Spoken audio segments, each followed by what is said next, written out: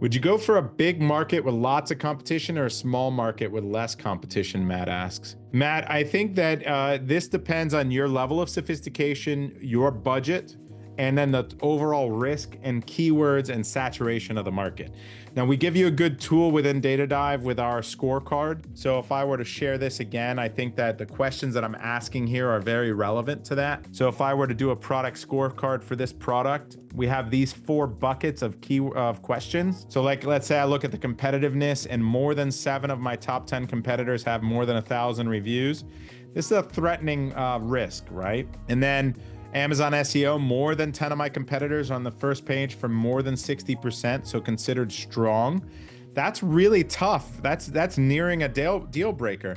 And if I come back over here to my master keyword list, right, and I look at this and I see how many are strong and very strong, and then I go to the overview, I've got, out of all of these competitors, there are 23 here that my team put way too many here, first of all. You don't want this many, right?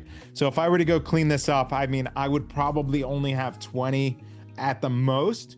But what they've got here, 22, 45, 49 competitors. That's insane, right? There's way too many. And of that though, look how many are strong or very strong. 22 competitors are strong or very strong. And that's even with so many weak competitors. And so what I would say is once you answer all these questions, number of relevant keywords with more than 450 search volume, this would be like MKL keywords. This was more than 100, so that's a good thing. But let's say I go through this and I end up with a score that's less than 0, like a negative score, then that's a no-go for me. And that's gonna be a product that I'm gonna lose my money 9 times out of 10. I'm gonna lose all my money and maybe more money than I even invest in my product. There's a lot of cost to trying to rank that product. There are a lot of considerations.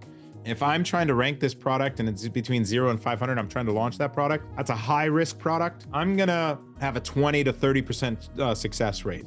That's gonna be a very risky product. If it's 500 to 1,000, that's a medium risk product. I'm gonna be right 60 to 70% of the time. Above 1,000, I think I'm gonna be right 80 or 90% of the time. I'm gonna make money on that product. So if I use that as a guideline and then try to find products with enough velocity that it's interesting to me, so I'm making enough profit per day, the risk fits my risk profile because I'm trying to diversify enough lower risk, medium risk, and high risk products like a stock portfolio. If I can balance that, then I can move forward with that product. So it's got to have the velocity to make it interesting and the margin to make it interesting for me, but it's also got to fit that risk profile. So you have to understand your capital, your sophistication, and where it fits in your stock portfolio or risk profile, if that makes sense.